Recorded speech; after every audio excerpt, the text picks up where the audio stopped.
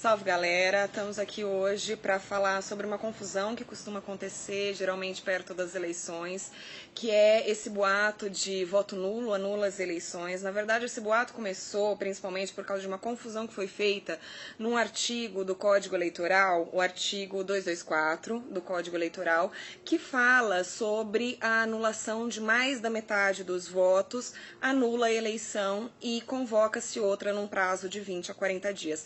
Na verdade, esse artigo ele não está falando de voto nulo, ele está falando de voto anulado. Então, não é a sua opção de fazer um voto nulo. Quando você faz uma opção de votar nulo, você está fazendo uma opção apartidária. Já o voto anulado, que anula a eleição, ele é anulado por fraude ou por qualquer um dos motivos elencados no Código Eleitoral, dos artigos 220 a 222, mas não é o voto anulado por você.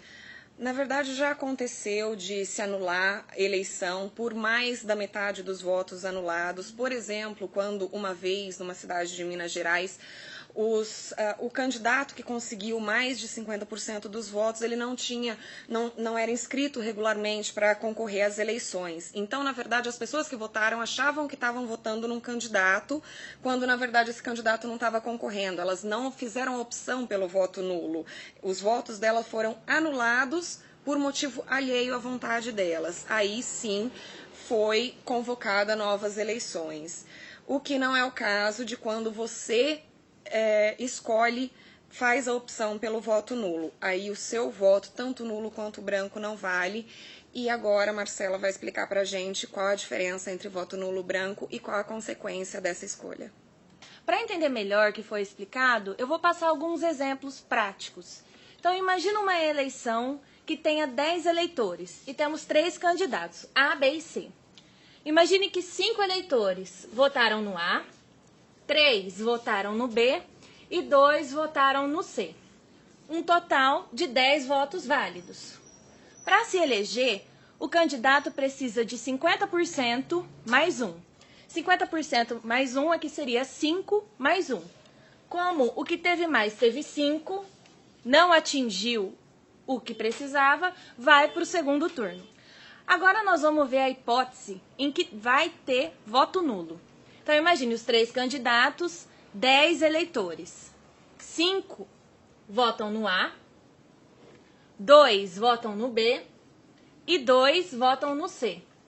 Um total de 9 votos válidos, porque 1 foi nulo e, como a Sabrina já explicou, o nulo não vai contar. Para se eleger, ele precisa de metade mais 1. Metade de 9 vai dar 4,5. Mais um pouquinho, então quer dizer que esse daqui agora nem vai para o segundo turno. Esse ele já se elegeu, porque apesar de voto nulo não valer, ele aumentou a proporção dos outros. A outra hipótese é a do voto branco, que produz os mesmos efeitos que o voto nulo. Então, se a gente tem 10 eleitores, 5 votaram em 1, 2 em B, 2 em C, e 1 votou em branco, esse voto em branco também não é contado, do mesmo jeito que a gente viu que acontece no voto nulo, sendo que o voto válido vai ser apenas 9. Antes, havia uma diferença entre voto nulo e voto branco. Hoje, essa diferença não existe mais. Votando nulo ou votando em branco, seu voto não vai ser contado. Afinal, o que acontece quanto mais de 50% dos votos é nulo? Então, imagina que a gente tem os 10 eleitores. 2 votam em A, 1 vota em B, nenhum vota em C e 7 votam nulo. Voto nulo, como a gente viu, é voto inválido, não é contado.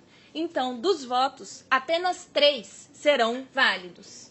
Metade de 3 vai dar 1,5.